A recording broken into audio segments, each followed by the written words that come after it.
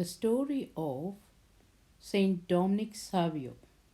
Saint Domnic Savio is a wonderful hero for young people today.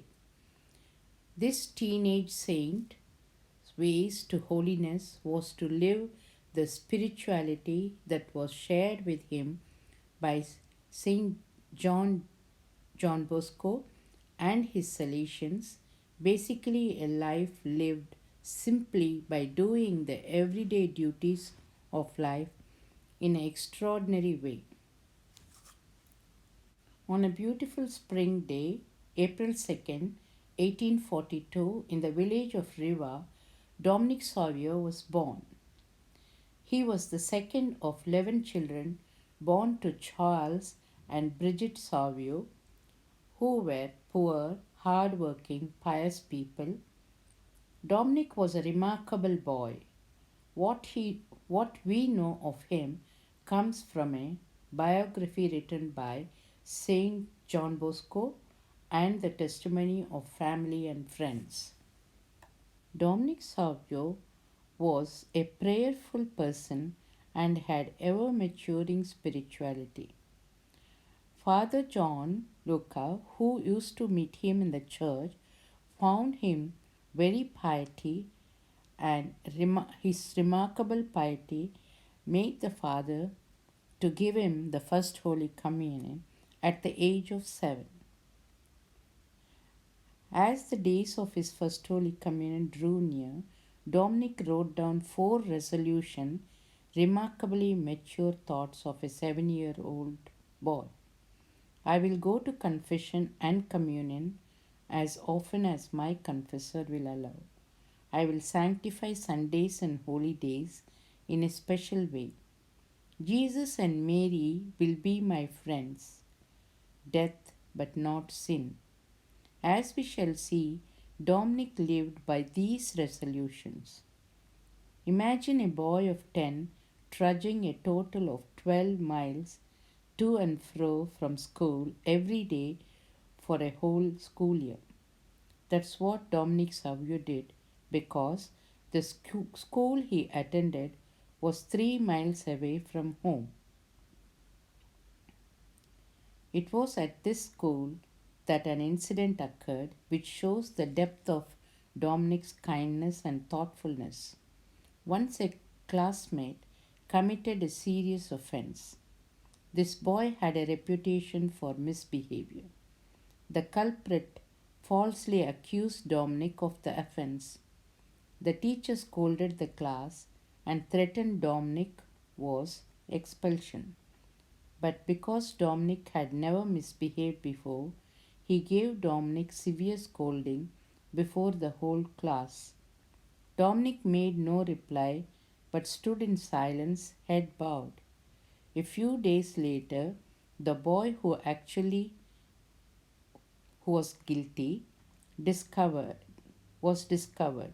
Regretting his previous harsh words, the teacher asked Dominic why he had not defended himself. His answer came slowly but simply. I knew that the other boy was in trouble for other things.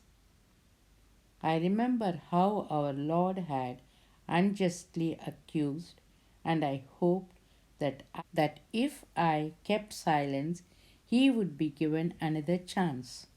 This incident took place when Dominic was only 11 years old.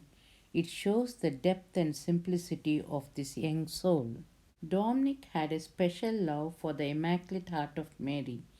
He prayed asking for the grace of keeping his heart like Mary's free from every impure desire. Mary, he would pray, I always want to be your son. Let me die rather than commit a single sin against chastity.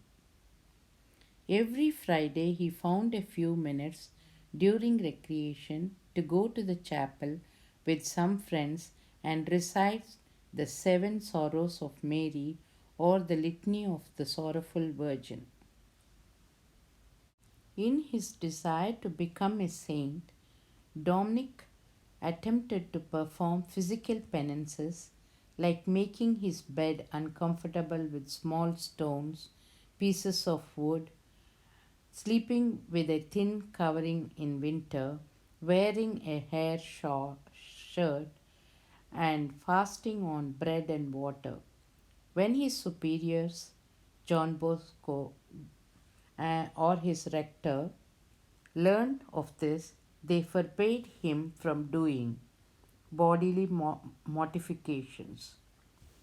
John Bosco told Domnic that as a school boy, the best penance would be to perform all his duties with perfection and humility, and that obedience was the greatest sacrifice. All pupils under John Bosco observed a monthly event called the exercise of a happy death.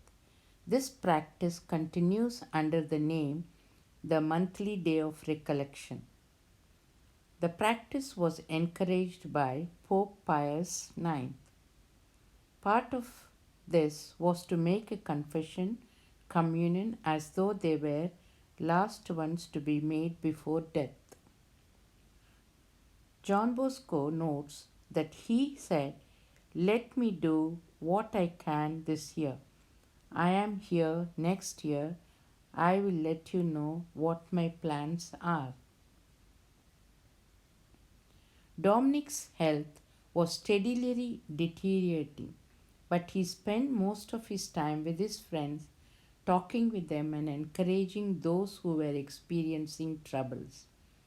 He also helped at the school infirmary whenever his companions were admitted. On the recommendation of doctors, Domnic was sent home to recover from his ill health. But a few days later, Bosco found him back at the oratory.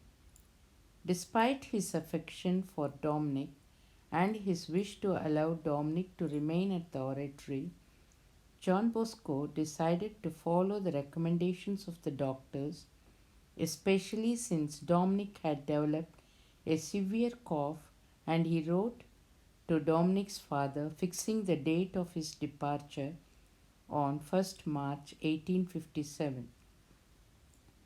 Though Domnic said that he wanted to spend his last days at the oratory, he accepted his decision and spent the evening before his departure at John Bosco's side, discussing spiritual matters. On the morning of his departure, Don Bosco notes that Domnic made the exercise of a happy death with great zeal, even saying that this would be his final such devotion. He said his farewell to John Bosco, asking for a keep safe that Bosco add his name to the list of those who would participate in the plenary indulgence that John Bosco had received from the Pope, to which John Bosco readily agreed. He then took leave of his friends with great affection, which surprised them, for his illness was not considered by many of his companions to be serious. In his first 4 days at the home, his appetite decreased and his cough worsened.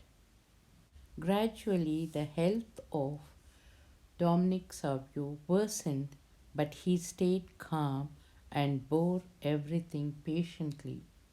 And it was on 9th March 1857, after being visited by the parish priest, he asked his father to read him the prayers for the exercise of a happy death from his book of devotions. Then he slept a while and shortly awakened and said in a clear voice, "Goodbye, Dad, goodbye." What was it the parish priest suggested to me? I don't seem to remember. Oh, what wonderful things I see. With these words, Domnic died, though at first it appeared to his father that he was asleep. Domnic's father wrote a letter to John Bosco conveying the news of the death of his son. With my heartfelt full of grief, I send you this sad news. Domnic, my dear son, and your child in God, like a white lily, gave his soul to God on 9th March after having received with the greatest devotion the last sacraments and the papal blessing.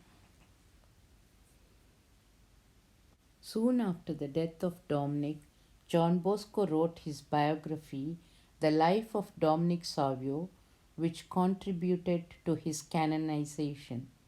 The original Italian edition was considered so well written during the time of Don Bosco that, along with his history of Italy, it was used in many public schools as part of course material in Italian language.